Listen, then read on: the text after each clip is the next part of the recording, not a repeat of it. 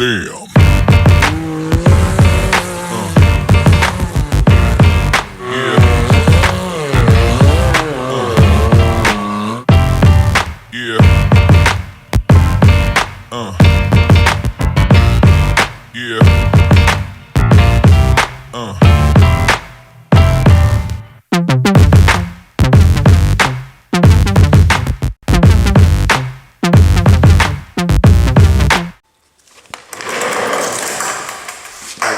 To another, we'll call it shop video, and this one's going to be why Billy chose the Turbo S.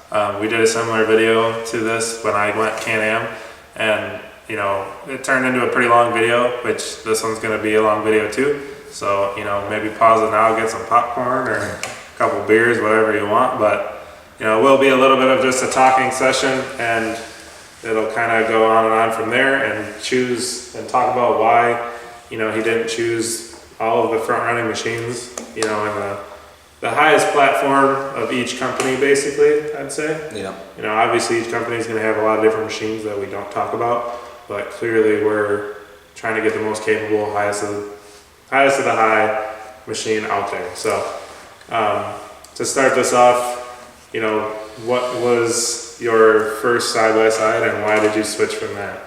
Okay, so let's see here. So 2017 is when, so I didn't have any side-by-side before, I was always into four-wheelers. 2017 I bought my YXZ brand new. It's a manual, full manual, special edition one.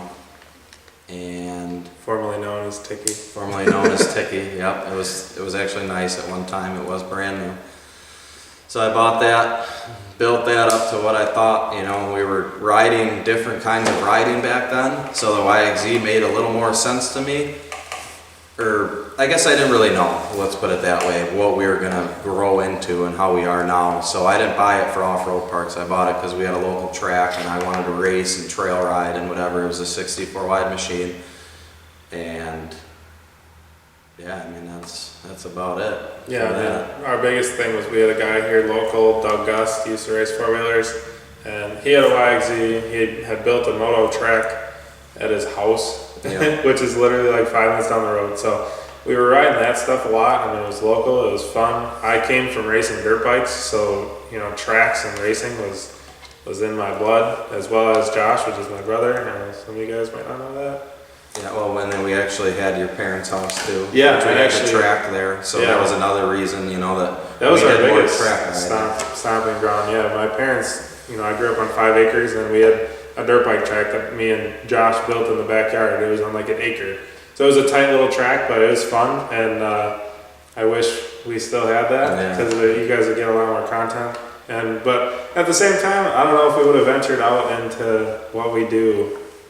You know, so there's really no tracks around here for us to ride, so that's kind of what made us go into the off-road parks. So this is kind of more me, but I mean, I guess it was more you too. So I bought the first side-by-side of like the group around here. It was an 800S Polaris, and I originally had bought it just, we were big into Jeeps, all of us. Yeah, and we could start there too. Yeah, so I'll just briefly talk about this quick. So we were big into Jeeps. I got a side-by-side, and it was, you know, something else I could throw on the trailer. And I guess you could say I was balling on a budget per se with the Jeep world. I never went full send.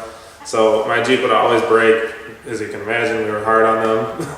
And it was a really fun rig to get off the trailer and, you know, not ruin the trip and all the fuel you spent to get down there. So that's how we got into like the off-road park side of it, was going back to our roots of Jeeping.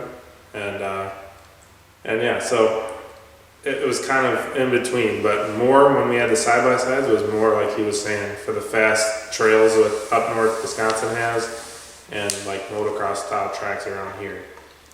And I mean, I guess that's probably why you chose YXZ to begin with, but why did you end up switching now? I mean, you didn't have much of a choice. Yeah, so if you guys, I know some of you probably won't know this, but Tiki actually blew up. We were in Tennessee, we were at Royal Blue, and it had sat a tick for a long time, and I guess I kind of pushed it off. I kind of thought everything would have been fine, but turns out wasn't fine. So it finally locked up on me. The reason why I didn't really care, I guess, I mean, I don't know, it kind of was sad, but I didn't really care because I knew I was going to buy a new machine anyways. I didn't know what I was going to buy yet at that point, but that blowing up kind of made it so I had to look and really look into it after that blew up. So then that's where we're here now. I have a new machine, and I still have Tiki. It was paid for, so I'm sitting on it. I don't know what to do with it yet. We might build it on the channel. We don't know. There's not really much. It's not really where I want to be anymore with having a manual and what we ride. It just wasn't the greatest for that. It was a tough machine, but and it's a lot of money to stick back into it to fix it, and for what, you know, I mean, you're not gonna pick that over this. Yeah, that's exactly it. So I don't know what to do. And it's pretty worked, in all honesty. Yeah. As far as like to make it into like a trail machine, well, it's already geared way down to not do that, you know. Yeah, the top speed's slow, and you know it's completely thrashed. Which is our own fault. Yeah, it is. So we're not bashing the YXZ. And it's not like it's mechanically bad. Besides the motor blown, everything's good on it still. There's nothing like it. I could throw a new motor in it and it'd be good to go trail riding again. But your steering was like a little iffy. Yeah, but other than that, the steering motor went to the last trip. It was just falling apart. I think she might have heard Billy talking about getting this new rig or what he was gonna get. Yeah, so. I don't know, but she really let me down on this last one, and it's sad because I'm sure a lot of our subscribers know it as, you know, Tiki, and it was a good machine. Well, I had it, you know, I've had it for 3 years now, almost 3 years. I think a little less than 3 years. It's seen some serious stuff. Seen some things. It's been places it shouldn't have gone. It's been rolled over more times than I can count, and it's held up, all things considered, really well. I mean, honestly, I've probably I think I've broken one axle on it, and I blew the front diff, and that's it. That's the only things I've done besides routine maintenance on that rig. And I'll add to that a little bit, but you know, your steering's a little issued now. Yeah. And you did have 2 cracked axles, but you luckily somehow happened to change bushings? Yep. Oh yeah. That's true. My front. So I mean, they didn't bushings. break, but those would have been an axle where you're like, man, why did I break right there? Yeah. Well, because it was cracked from some other slam. Who knows? Yeah. You know? Yep. So I mean, you caught that before they broke, and those just got added to the spare toolbox. Yeah. Get us through a weekend, maybe kind of axle. Yep.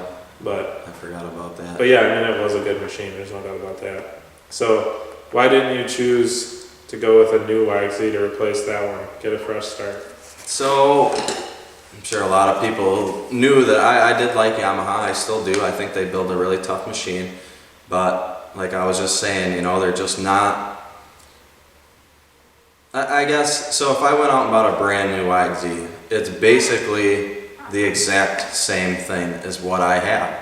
So it's other than, like, kind of, you know, in a lot of senses it is, but other than the gearing, which isn't low enough for what we want to do. That's what I wanted to say. So I'd have and the biggest thing, not the biggest thing, because the gearing is the biggest change, but you know, the other significant change I'll say that would have been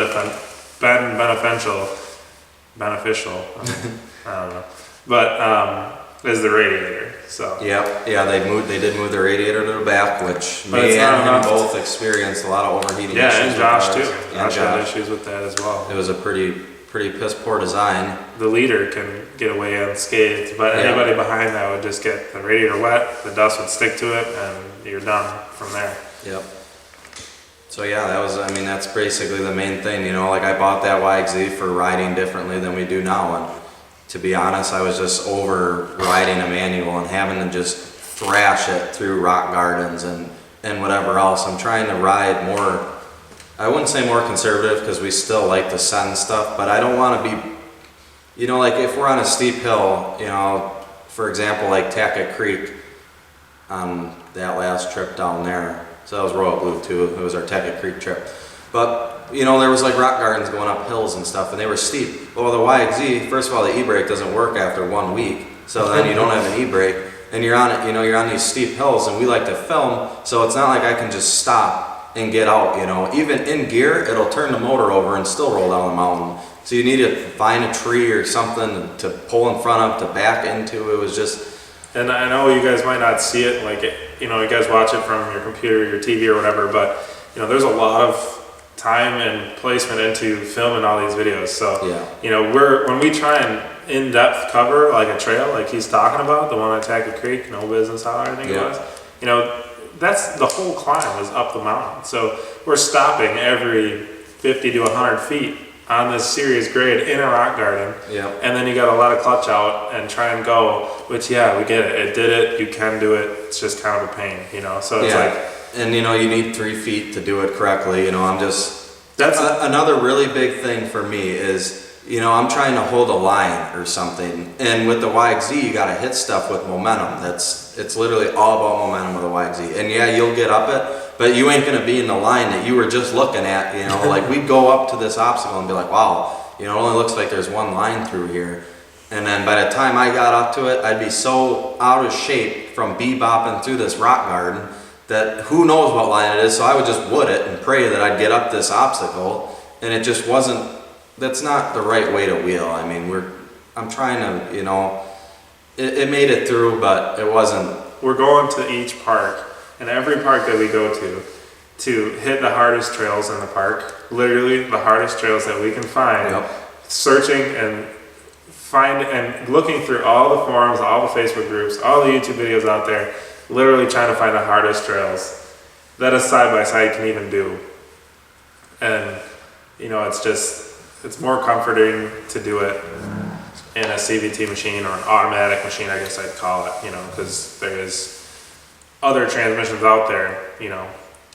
But anyways, I wanted to, before we forgot to talk about it quick, is when we went back to talking about like starting on a hill, you know, that kind of brings up a point, in my opinion, of the aftermarket support. So like both these machines, you can buy a fully hydraulic handbrake, which in the drag racing world, you know, if you're drag racing a stick shift car, you know, to launch it, to hold yourself on the line, you're using a handbrake.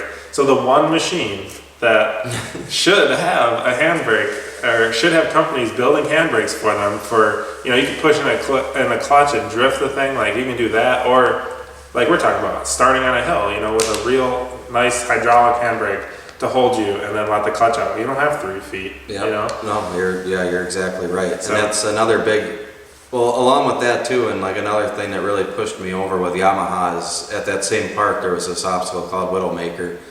And if you watch the video, it doesn't look like much. I went up it, but I was scared for my life bouncing up this. It was just straight death on your left, and I had no control because I'm trying to hit this stuff at 5 miles an hour, hitting these 2-foot ledges. And it was just a very uncomfortable feeling, not knowing that I was in control. I mean, I try to drive it as good as I can, and I'm a decent driver at driving it, but I was totally out of control in that. And that's half the videos you watch. There's no stopping it. You can't just stop and regroup. You gotta just go and hope that it makes it up. And it just got old. So that's one of the main reasons why I switched. And another was just the aftermarket support. I know you can buy certain things for them, but it's just not what these two machines behind us are when it comes down to that. And there was no front diff fix, which is another really big thing, in my opinion. Because I could go throw RCVs in it, which, you know, hunky and as you'll see, not saying he's throwing RCVs in the Polaris, but, you know, we're not afraid to throw money at our toys. As you can tell by our title, you know, blowing budget. You know, we like to send it. That's where our name came from. But you will see that we put a lot more money into these things that are sitting behind us than we did the YXZ. The YXZ was strong. The suspension, all of those components are very stout. Yes. So we're not bashing those by any means.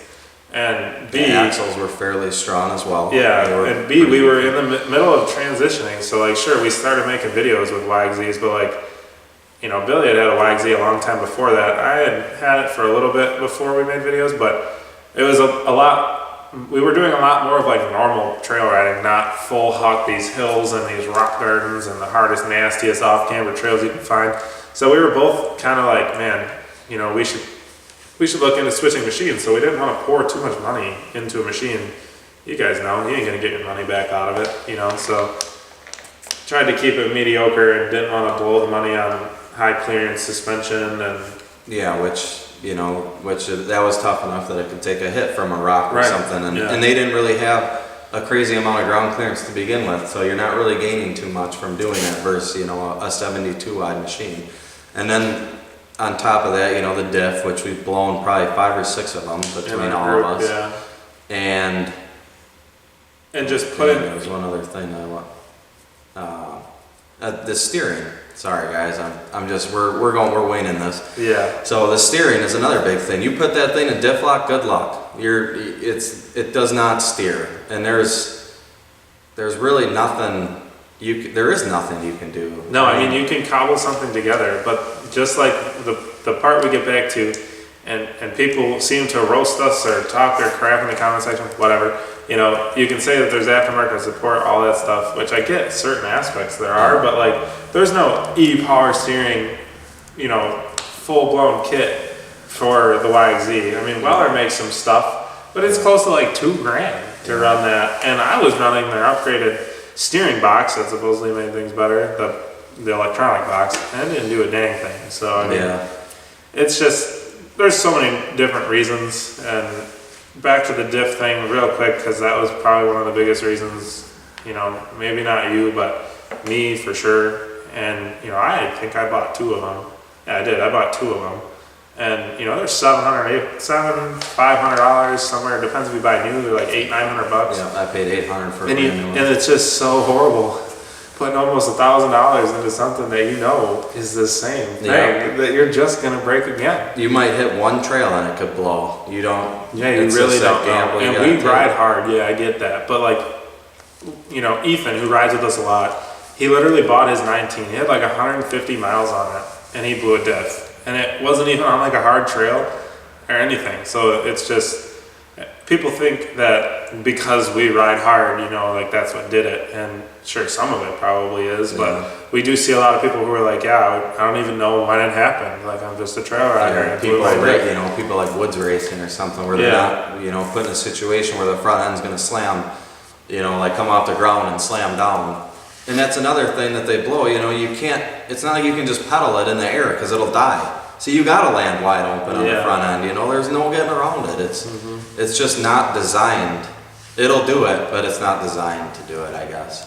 Right. And that's the biggest reason why that I personally didn't want another YXZ. And on top of it, you can only run a 30-inch tire because it probably wouldn't spin 32s very well. Yeah, I mean, people run them, but I don't think it's an ideal setup. Yeah, and then you're opening up a whole other can of worms too, because now it's more heavier. Now how many diffs are you gonna blow, you know? I was running the lightest 30 you could possibly buy, and so are you with your carnivores. And we still, those are light tires, and only 30s. Yeah, right. So that probably about wraps it up for Yamaha. Why I didn't go with it. That's basically it. Just not what we're looking for anymore. And I'll throw this in there because, you know, it's hard to remember everything. Sometimes he's going to think of it, I think of it, whatever. But I know, you know, we're trying to grow this channel, as you guys can obviously tell. We're not doing this, you know, we do it for fun, but, you know, it's not fun when you don't have like a following. So it's cool to meet with you guys, and we do a lot of research, so it's cool to share with you guys what we learn. You know, nobody's paying us. We're making like $6 a video, so not really much. Yeah, both these machines too were bought with our own money. There's nobody, you know, nobody's helping us out with anything. And we're not complaining about any of this, so it's just one of those things. But the one more thing I wanted to add was, you know, we're obviously trying to grow this channel, and a YXZ, I don't think tailors to very many people that ride like us. And if it does, you guys are probably already watching this. You know, like we already have like a little bit of a YXZ following, and the rest of the guys are like guys who are turboing the cars and going in the dunes. They see our videos and they think that we're absolutely stupid, you know, like just hucking our stuff off some rock ledge. Like it's just different things for different people. So YXZ is just not really tailored towards us. So as well as, you know, growing the channel is variety in our opinion. So yep, you're exactly right. It gives us more content. You know, we already have a bunch of YXZ videos, you know, and building a YXZ, rims, tires, clearance, like we already have all that stuff. So having a whole new platform really gives us a whole new chance to compare towards, you know, other machines and it, you know, honestly, the biggest thing I'm in this for is like if one day we grew to where we could have multiple machines, it'd be so cool to give out the info that I've always wondered. Yeah. And like, you know, if we had different machines, a variety of machines, it'd be so cool to share with you guys the information that we gather from clearance and what they're good at, what they're not good at, and you know, how much they cost, like whether it's worth it, things like that. So that's probably the biggest reason that I didn't go, you know, I don't know, I keep saying the biggest reason, but it's another factor I would agree with that. So that probably brings us, you know, kind of concludes the whole YXZ thing. And I guess now we'll steer towards probably the most comments we get is before we got the Polaris and before I got the Can-am was, are you going to get a KRX? Get a KRX. KRX the world. Yeah, you know? KRX is life. Yeah, so why not? Why didn't he get it? So I've done a ton of research. This isn't just, I mean, some of it's my opinion as well. So I looked into the KRX, and I do think it's a pretty stout option. I've sat in them, they're pretty comfortable, they're huge. Well, I mean, they're just a big machine. The storage is on point. Yeah, those things are cool. Yeah, the storage is on point. They look good. The suspension and stuff all looks beefy, but just because it looks beefy doesn't mean that it is beefy. And I've heard of them holding up pretty well now, that more people have been getting them. But, you know, when I was looking, they were just out, so it's just one of them things, you know, looks can be deceiving. We learned that on the YXZs. And you guys see how we ride, so it's hard for us to go out on a limb before something's tested, you know? Yeah, so that's mainly one of the bigger reasons why I didn't choose a KRX. Yeah. And, you know, the aftermarket's not there yet. I'm sure it's gonna be, but not at this moment. You know, I wanted to go full out on my next build. I wanted it to be exactly what I wanted. I wanted, you know, everything exactly the way I'd want to build a brand new machine, and the KRX just didn't offer that. Yeah, their stuff might be good from the factory, which is, you know, fine, but we didn't know at that point in time. And then I'm a member of like the KRX group on Facebook. And you know, first year models always usually have quite a few issues. Mm-hmm. And you know, I've seen, you know, the front knuckles or it's like the steering stop on the knuckle. Yeah, brakes. So then it'll break your knuckle. I've seen issues with the one-way bearing in the clutch or trans goes out. Axles pulling out. I mean, two-way bearing, right? Or two-way bearing. I don't know. There's some bearing in the trans. Yeah. So there's just a bunch of little things, you know, just because it's a first year model, and I'm sure they're going to iron that stuff out. But another big reason is the power. I mean, I think any company coming out with a new machine should have, you know, some kind of power to compete with the top contenders, because that is their top contender machine. You know, they have the TRX, which is more of like a utility machine, you know, like a General or such. And you know, not that we care really about power. I guess we really don't. But yeah. You know, you need it's nice to have. You know, we do a lot of climbs where wheel speed's nice. You know, we do go out in some dunes like we were this past weekend. You guys may not see it too much, but I mean, we do like to put these things in high and open them up. Yeah, it's not, you know, we're not just straight crawling all the time. And yeah, the low gear is supposedly pretty nice in it. And the engagement seems nice. I will say that. I've seen a couple videos on that. But, you know, nobody knows what the trans is going to hold up to. Nobody knows what the front diff is going to hold up to. And this is all stuff that if I bought one and went and blew the front diff first ride, not saying that I would have, but if I did, who has something for that is my biggest, I mean, it was just too new. And it being, you know, as heavy as it is, and with as little power as it has, you know, I came from a YXZ, not really that powerful to begin with, and I really wanted to try something that had more power, I guess, and that was proven. Yeah, right. So that's basically the main reasons why I didn't go with the KRX. Alright, so the next one on our list, got some stuff written down so we don't miss this. Trying to one-shot this video with as minimum edits as possible, so that way it saves me some time, but the next one would be the Talon, and personally, this one really intrigued me. If you guys check out the video where it says why I chose a Can-am after this, and you'll hear why I didn't go with the Talon, or why it did intrigue me. I think we talked about both. Let's hear your side of it. So that was a machine. So over any of the other machines, besides maybe other Polaris's, the Talon was on the top of my list. I think they have a lot to offer. I do really like the Talon. The wheelbase seems like it's pretty good. It's kind of like, it's a little longer than like my machine now, which is, some of you may know I backflip Tiki and it haunts me to this day. So the wheelbase intrigued me. So you'd think we'd be flip-flopped and I'd be in that and he'd be in this. Yeah. But here he is in the same wheelbase. Yeah. So yeah, we don't want to talk about that. But so that's cool. I think the interior is pretty cool.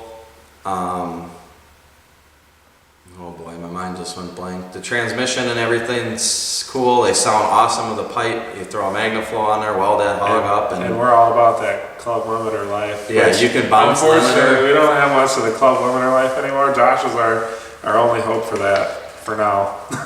But yeah, I think they're a really well put together machine. But in the general idea of it, I didn't mean to interrupt. I don't know. It's hard to kind of, work together, but the general idea is, and I think he agrees, is really cool with having low and high, and then still a transmission, still be shifting, but shifting fast. Like yeah, so yeah. I mean, you could be hill killing in that thing, grabbing gears. It'd be a ball. But I think the diff and low gear are like the two questionable things. Yep. So yeah, the diff and it's braking or whatever. It's not like a truly locked diff, which I've heard good things that it's fine. It does seem pretty capable. Yeah, but that's another thing that's just kind of unproven at this point in time.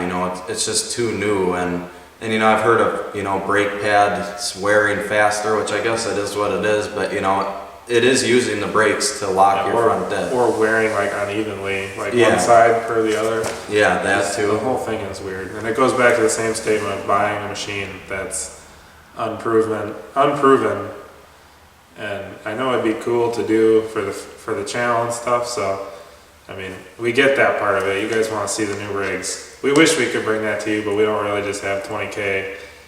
Yeah, or 16 holes in our pockets. Whatever. Although it may seem like it, but these were planned. Yeah. And I don't know. So it goes back to that same thing. All of it goes back to that. We'd love to try out the new rigs as well as you guys, but there's probably a reason you don't have it. Behind the screen, you don't have it either. Maybe you do, but a lot of you guys tell us to get them because you want to see how they last. But we're the same way. We want to see how they last before we drop 15, 16, 20, 25. Who knows? Yeah. So I think that kind of wraps up the Talon. I don't know, did you really talk about like the low gear issues they were having? No, that's just kind of been like brought up recently. Yeah, I don't know much about it in the low personally. gear, they break one of the shafts in the transmission for low gear. Which I can obviously assume we'd be using that low gear. Yeah, and I can't imagine that it'd be Then we'd be reasonably priced to get that fixed. No, in so some transmission that. Yeah, so like serviceability and stuff, and if me and him are out, and in the middle of nowhere in Tennessee, and the tranny starts slipping, it's not a good day. We've been there once, and so like not knowing that you can just, like the belt machines are pretty nice because you can just change a belt. That's all you got to do. It's pretty simple, and having that, it's. And there's a lot more parts. So if you're across the country, you have a better chance finding.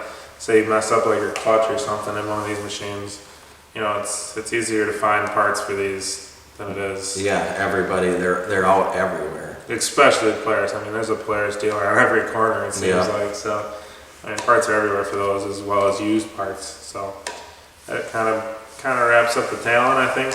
Yeah, I think so. There was just one other thing. I seen some videos at the front diff, and with it not being locked all the time, if you're kind of rolling into like a rock crawler per se, and you hit like one tire on a ledge, it'll actually take a couple revolutions before that tire grabs, so you're just gonna bash into that rock.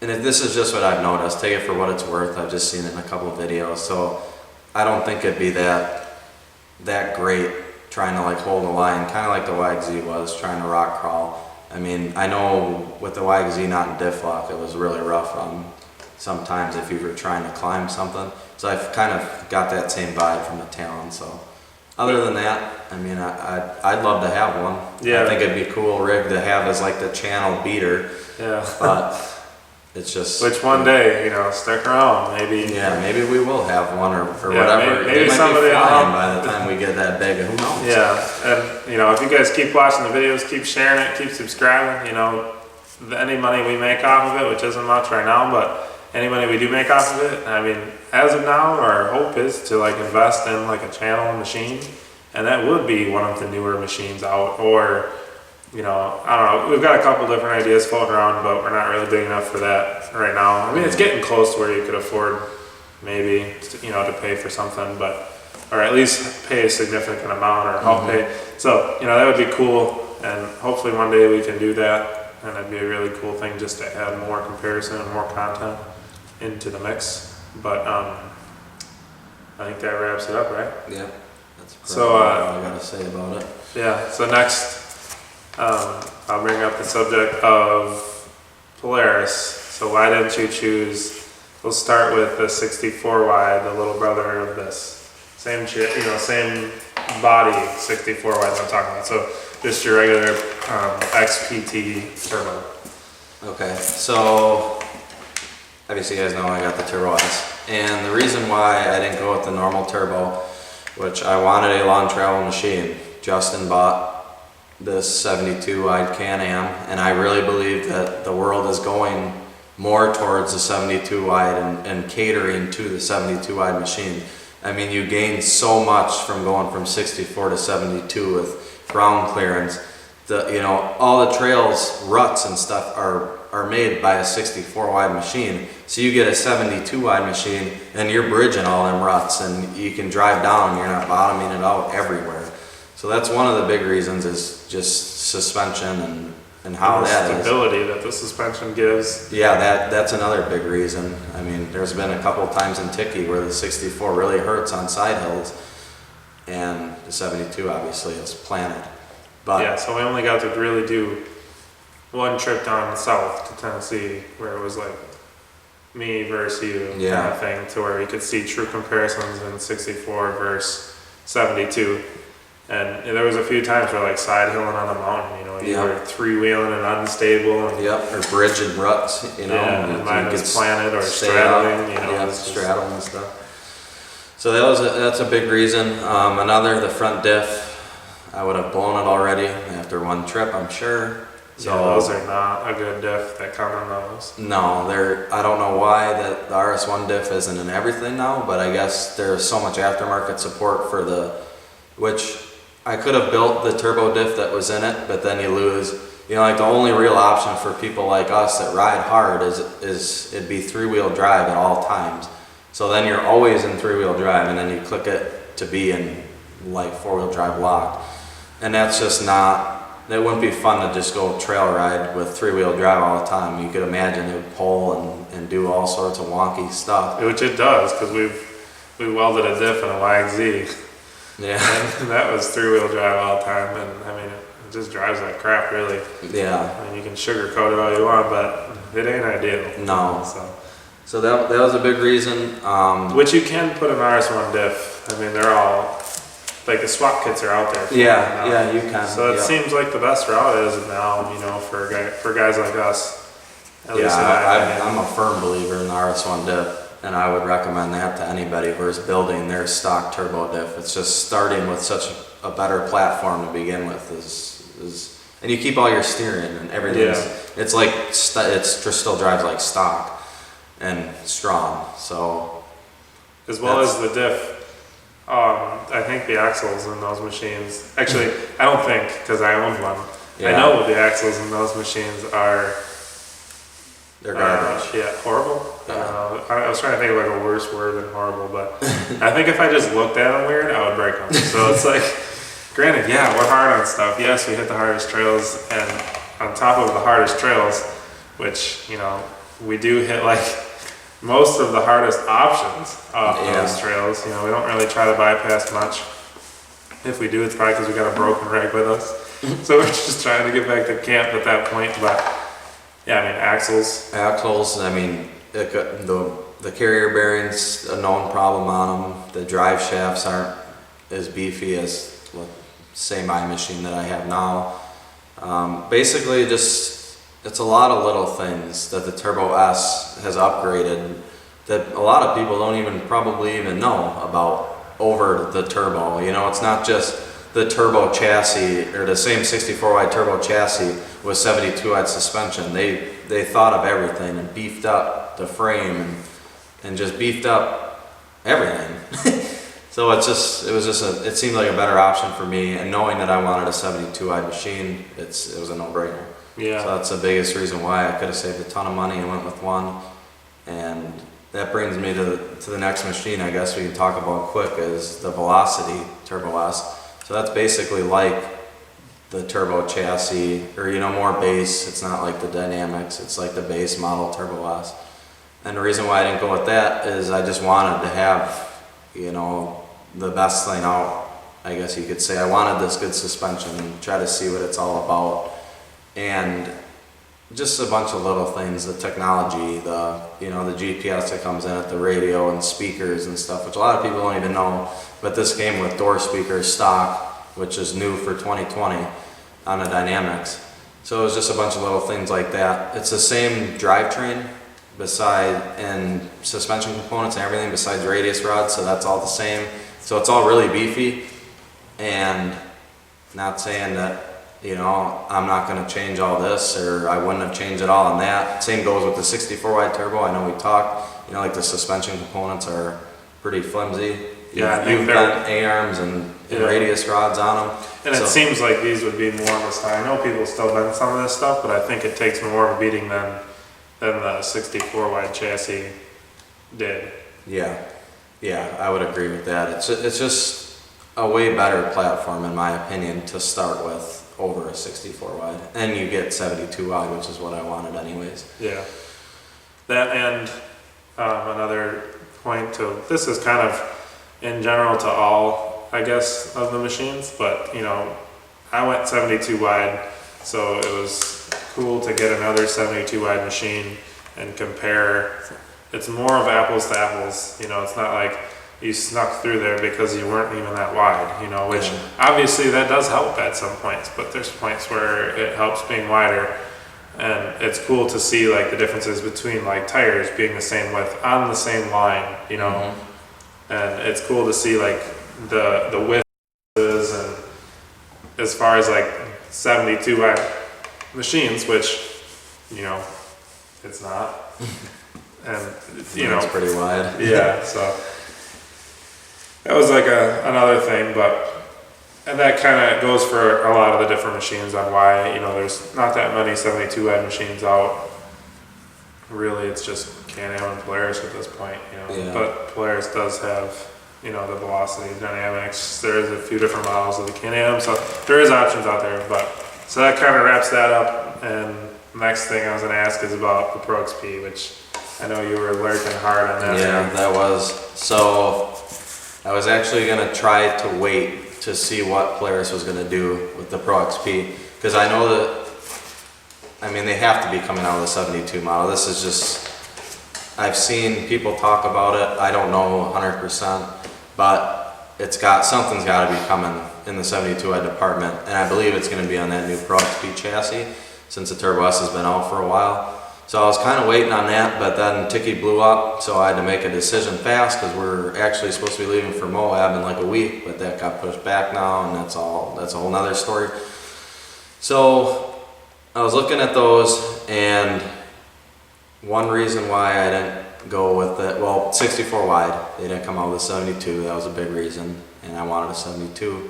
Another big reason was the price for a 64 wide machine was pretty crazy at that time, because it was brand new when I bought this, and it was actually more expensive than a 72 wide fully loaded Dynamix Turbo S than their Dynamix Pro XP, which is what I would have bought. So then I was looking into even lawn travel in the Pro XP, but I don't know, I can't get over how they look. And that might just be personal opinion, but I haven't seen one that looks, you know, like badass with a cage and stuff. And I'm sure there'll be some coming out, but I don't know, it's just not for me. I do like the wheelbase, the interior is awesome. I do wish that they would have just put that Pro XP interior in the Turbo S chassis and kept the body panels and everything the same, because I do think it's a great looking machine. But the interior is a lot better. Did you talk about the key factor? It just clicked in my brain. I was kind of zoning out a little bit, I'll be honest. But the key factor? Wheelbase. Oh, man. So yeah, so the Pro XP. So since I'm haunted by these steep climbs now, since I backflipped one, I've only ever backflipped once, but it only takes once, I guess, and now my brain is just, I'm scared. And you'll see that. No, they already seen it. Oh, so you already seen it in the last video. I mean, I got walked all over the park by a Can-am, and I'm not proud of it. So with a stock cage and me being scared, it just wasn't in the cards. I didn't want to backflip again. I was scared. So the Pro XP does have a 6-inch longer wheelbase than this, and I do think that that'd be a pretty happy medium in wheelbase. I think the extra 6 inches would really help out a lot, and that's really what attracted me probably the most. Yeah. Into the factor, but that's only because I've backflipped my 90-inch wheelbase machine from 20 feet in the air once, and it didn't feel the greatest. Yeah. And so that crash cage though. Yeah, the crash cage. Shameless plug right there for Yeah, those guys. Anybody that needs a YXZ or even a Talon, crash cage, hit them up. They're good people, and that cage saved it saved my life countless times. There's no way I'd probably be paralyzed if I didn't have that with the stock cage. Yeah. Because we all know the stock cage and the Yamahas are absolutely junk. Yeah. Same with the Polaris, but well, I Stay haven't tuned. But, yeah. So I think, is that pretty much all you had to say with Pro XP? Yeah, that's probably about it. I don't know that it talked about, the Pro XP did have and does have the good diff. It has, yeah, it does have the RS1 diff. RS1 diff. Supposedly they changed like the wheel bearings and everything to better quality in the transmission and everything. It's supposed to be all beefed up, but you know, then again, I've seen videos, you know, like the plastic part. So like where your skid plate or where your side skid would be, or like rock slider, there's like a 6-inch air gap in between the frame and the plastic. So, you know, if you hit a rock on that and not have sliders, it's gonna just smash that in. So that's another, I mean, the whole machine itself too is wider, like the body wise. Yeah. So being 64 wide, you know, even the 64 wide old chassis turbos will have some pretty good stance, and it'll keep you out of the walls and stuff, you know, when you're leaning over. Which is kind of something we were trying to get away from is, you know, in 64 wide, you know, the wheels don't stick much past the body, so you'd just be like dragging the whole body, getting all hung off on the walls of the, you know, the trails and stuff, where 72 wide pushes you away from that a little bit, which. Yep, and then if I went with the Pro XP, I'd be in the same boat as I was with Tiki, and that body seemed brand new machine. Yeah. You know, so that was another reason. But the main key points to that was the wheelbase, and the interior was really nice. But yeah, I think the seating position is even adjustable up and down like the Can-am. Yep, And it's very seats similar. are similar to the Can-am. Yeah, it's very so similar. I sat in one and the seats was slammed, and I actually liked it. It felt like I was sitting in a Can-am. So it's all personal preference. We have videos on that, you know, talking about that. So check those out if you're curious between, you know, different seating positions between these two machines. But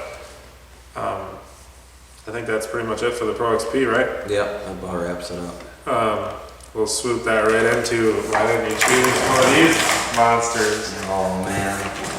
So that's another machine I was looking into extremely hard. So I was looking at the 2020 Can-am, and probably the biggest reason why I didn't choose one. So first of all, I love the wheelbase. I think it's really good coming from me. Take it for what it's worth, because I backflipped, I think the wheelbase is sick. They look disgusting. They look like a spaceship. They're low. It's like probably the closest thing you can get to a bouncer. Yeah, the seating position is low, but the clearance and stuff is high. So yeah, you're like basically sitting on the floor in it, pretty much. Which is cool. And I'd say it's the closest thing to a bouncer that you could get in like a stock ish machine. Yeah. So I really didn't like it, but the main reason why I didn't go with one was because he has one, and we didn't want to have. We really wanted to do comparison bids, you know, and it'd give, you know, a whole bunch more content for you guys, for him building this, you know, to be bomb proof basically, and I'm gonna build this to be bomb proof as well, and you know that's all two different kinds of videos that we could show you guys, and you know what the weak points of the two are, and appeal to more people. And I don't think one is like more superior to the other. So it's like there wasn't a very good choice either way. No, they're both a great choice. So it's like it only made sense. And they both need, you know, little things to make them bomb proof. Yeah. So it only made sense to kind of go separate ways as far as like the channel goes, which is kind of a hard plunge even to do that because. You know, not that big. Yeah, it doesn't really matter. We just get roasted in the comment section by you guys anyways. Yeah. That's really all we get out of this. We do have some cool companies that help us out with some parts, you know, but other than that, you know, it's not too much, but that's not really why we're in it anyways. No, we're in it more for the fun. Yeah, it is we fun. really like, enjoy you think making if videos. you guys think if we didn't enjoy making videos, we'd be sitting here with this camera sitting on a ladder talking to you, you know? We do like making videos. It's something fun to do when we can't get out of the, you know, the state, or we can't go riding. We don't have trails in our backyards. We don't have tracks anymore. So I mean, it is pretty fun to make videos, but kind of a little tangent there. But other than that, why didn't you go with Canam? So other than you not having it, so the seating position, I'm kind of weird. I do like to be sitting up. I like to be like, you know, more of a rider forward position, I guess you'd call it. Says the guy who bought seat lowering bases. But it's still better. So I just had to throw it in. Yeah, it's kind of ironic.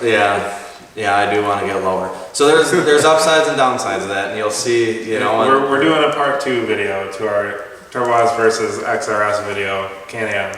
Yeah. And that'll really address, you know, a lot of key components. Yeah, because we've actually both ridden, and so now on the trip you just seen, we actually both rode in each machine. So we're gonna really touch, you know, get in depth on what we like and dislike about each machine.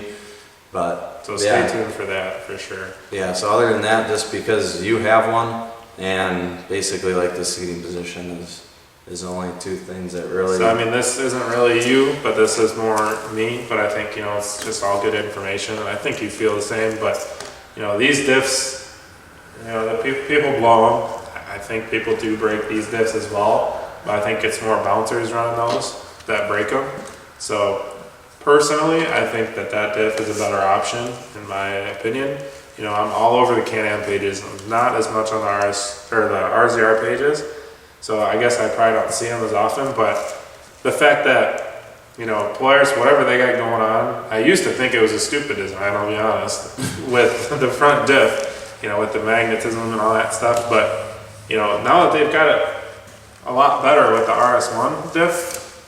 I don't know why it's named that, by the way, for the record. Considering it came out first. Yeah, but it's in like Pro XP, it's in this. But anyways, you know, they've got to figure it out to where like it's in 4-wheel drive and you can still steer perfectly.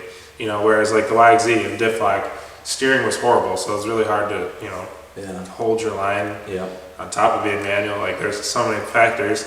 And then even in this, you know, the steering isn't as good because when you lock the diff, I mean, it's still a locked diff. So like, you got to take your pick. Like, do you go in trail or 4-wheel drive versus locked diff? Because then you know, it's harder steering. So it's like, that would be one of the upsides to, in my opinion, to the Turbo S. Yeah, I mean, the diff is ingenious because it literally feels like you're in 2-wheel drive. Yeah, it's even crazy. in 4-wheel drive, it steers. You could steer it, you know, it steers like butter. Yeah, so that's one thing I wanted to mention. The other one was, which I know you feel the same way about this. You just forgot to say it, probably. But aftermarket pricing. Oh yeah, so that is a big thing. As you guys are gonna see them later on videos, I'm kind of going stupid with this build.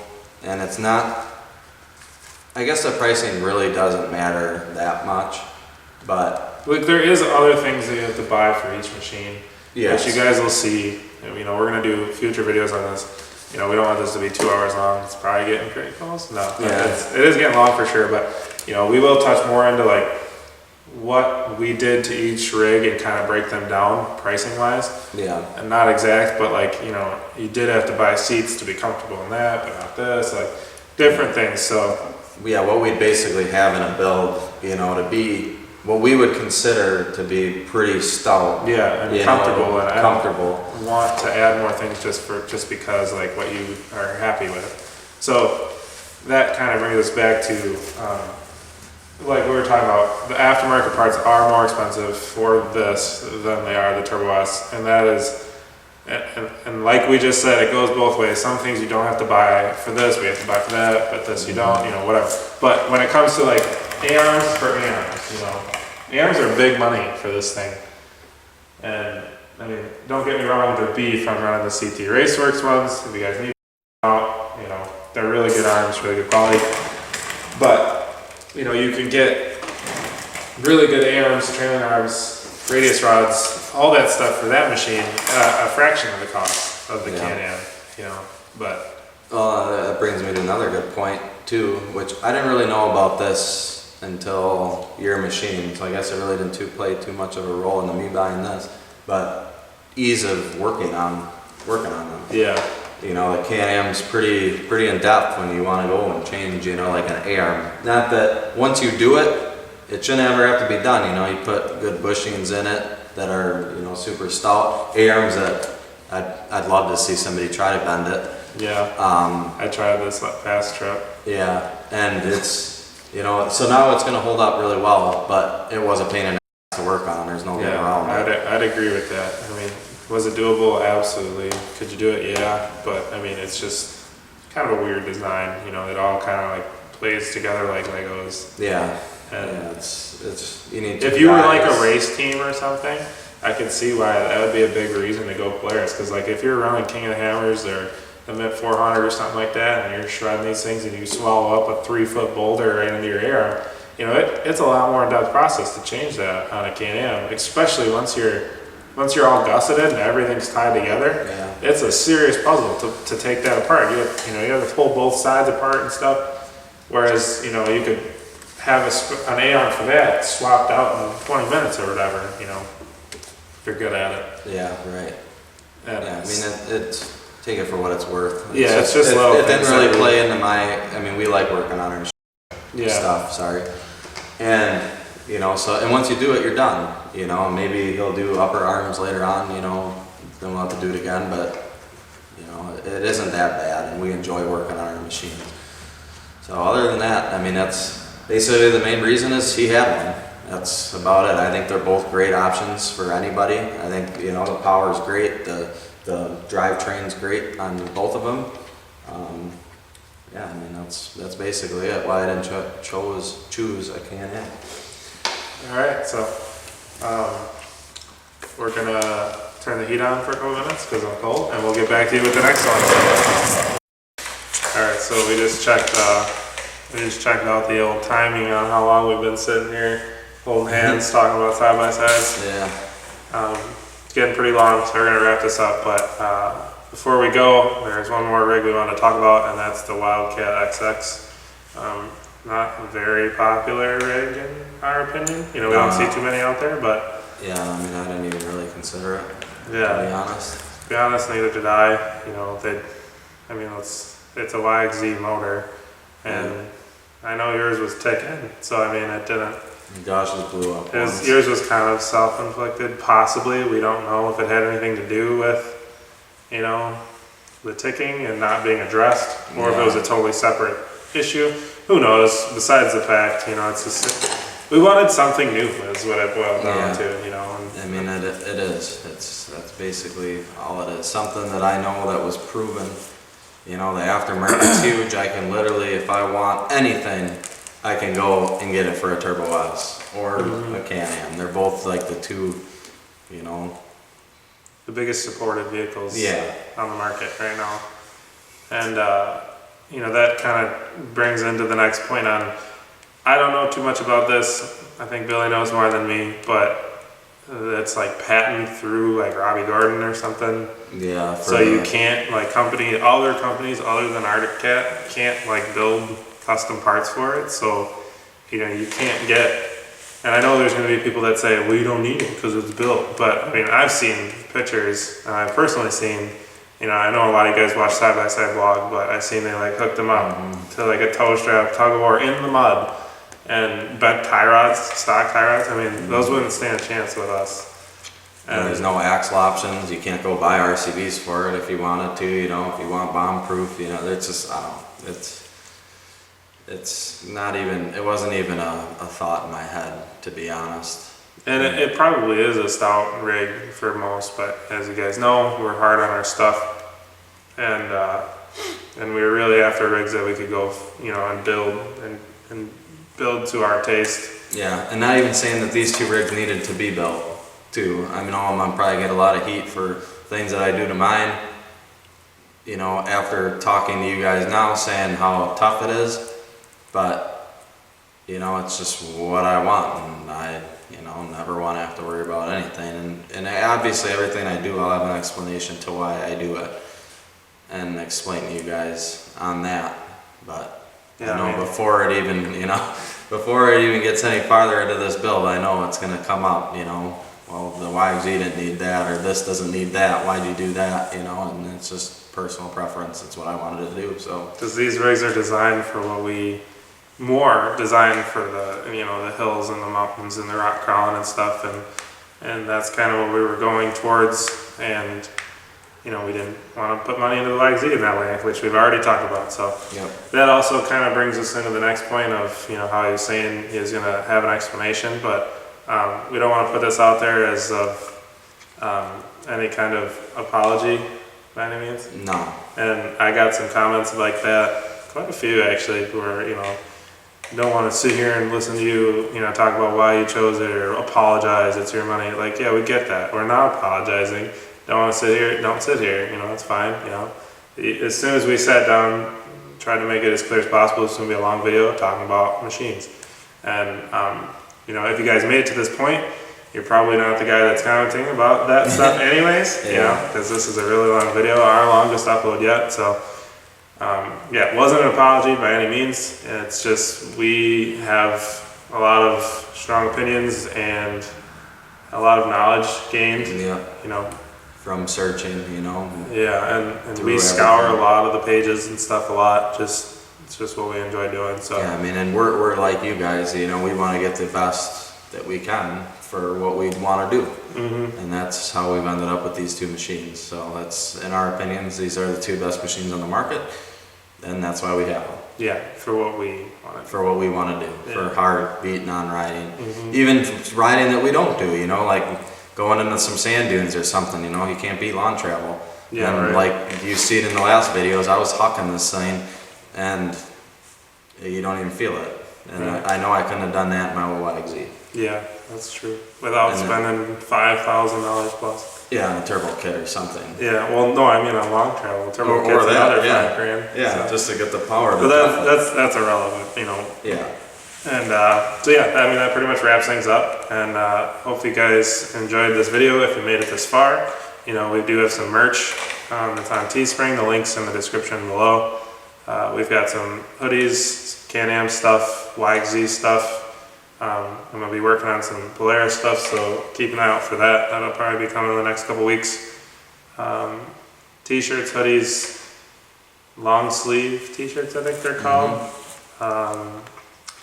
There's stickers on there as well. Not a big selection. You know, we don't make our own stuff. It's really time consuming to get involved with any of that merch stuff, so we don't have like the best selection or even probably the best quality stuff. I mean, it all is good stuff. It's pretty, yeah. It's just like, you know, it takes a little while to get it, so keep that in mind. But also too, whatever size you are, just order a size bigger, because that is a good point. It seems to run a little small after you wash it. T-shirts and hoodies for sure. You get one size bigger than you would normally wear. So yeah, go on there and check it out. And other than that, our next video, you guys definitely, if you like this, you made it to this point, you definitely want to check it out. We're going to do a big in-depth video on part 2 to our Turbo S versus Can-am comparison video, and a couple things you can, you know, look forward to seeing, and maybe this catches your attention. But you know, we're going to do a drag race, we're going to do turning radius test with wheelbase, you know, ground clearance on concrete, believe it or not. and what we each thought of each machine. yeah, each of our opinions, and from switching to driving each other's machine, as well as like the engagement of the clutching, low gear, high gear, you know, jumping quality, ride quality, spring settling, ride height, like. So we're really gonna try and hit everything that we can think of, and it should be a quality video, and we hope to see you guys there. So. And also, if you guys had anything that you wanted to see us compare these two machines to, please comment. You know, we'll see that. And you might not see that it. We missed. You might not see it in this next video because they'll be too close together. But I'm sure later on down the road, either A, if we can answer the question, we will, or B, I'm sure we'll do some more comparisons as we learn more and more differences in the machines. So stay tuned, guys, and thanks for watching.